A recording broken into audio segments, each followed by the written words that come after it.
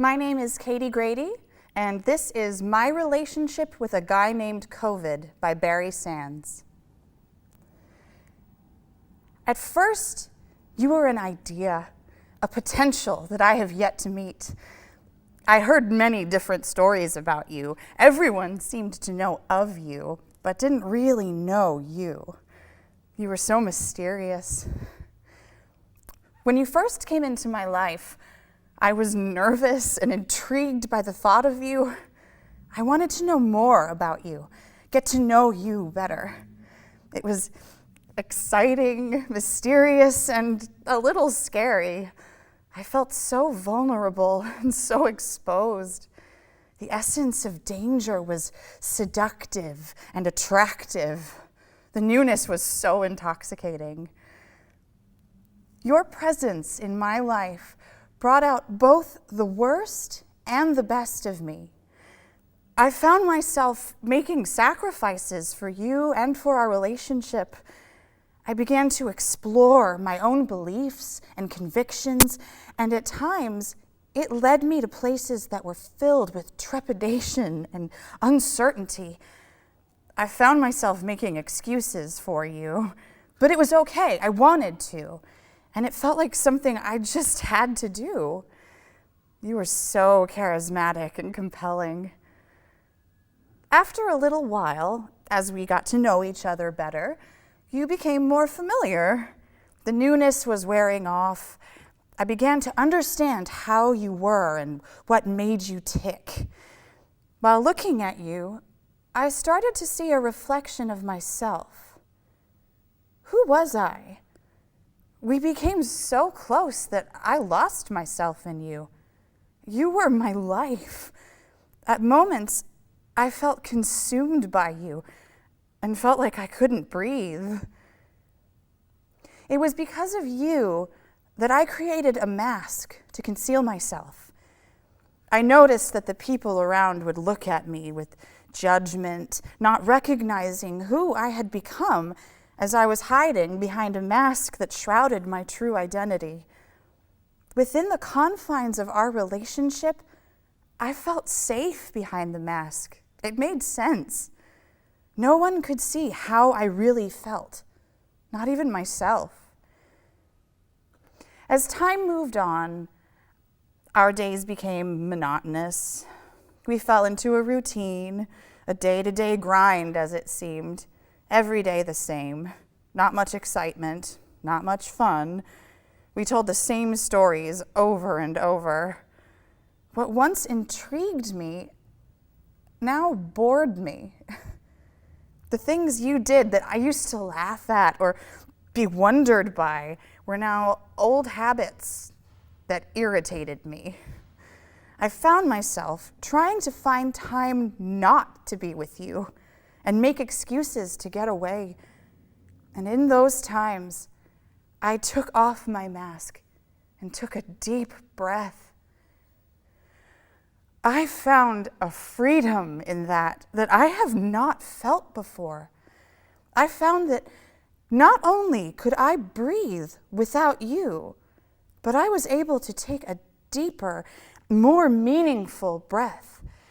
And yes, that scared me. Could I really breathe without you? Interesting question, because it was you who first took my breath away. And now I find I want it back. As more time went by, I realized that this relationship wasn't working anymore. I felt stifled and controlled by you. You were suffocating me.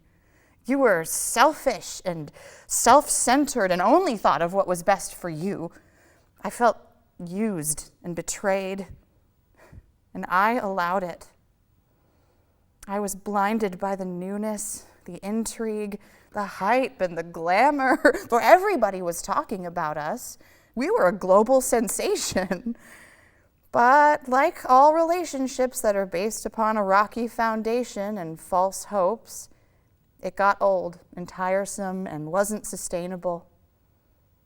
I have worn the mask for so long that when I looked in the mirror, I didn't even recognize myself.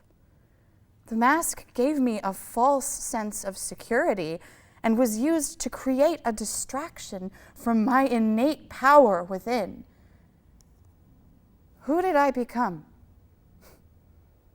As I took the mask off that shielded my true identity, I uncovered a brave, courageous, creative, strong, capable, vibrant person who was just waiting to come out and be seen. My breath gave me a voice, a song, and the deeper I breathed, the better I felt. I found this new elixir of life. Within all my vulnerabilities, I found the strength, the courage to leave my mask off and confront you.